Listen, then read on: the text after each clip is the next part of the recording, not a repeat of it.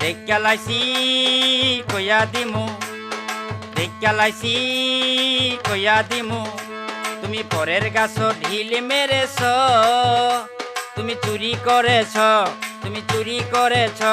তুমি ধরা পড়েছ।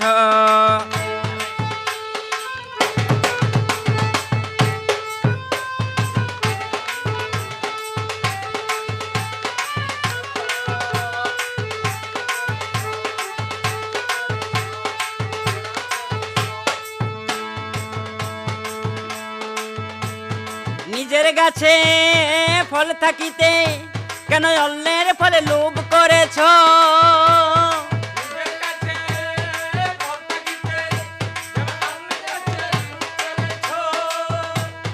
নিজের গাছে ফল থাকিতে কেন অন্যের ফলে লোভ করেছ?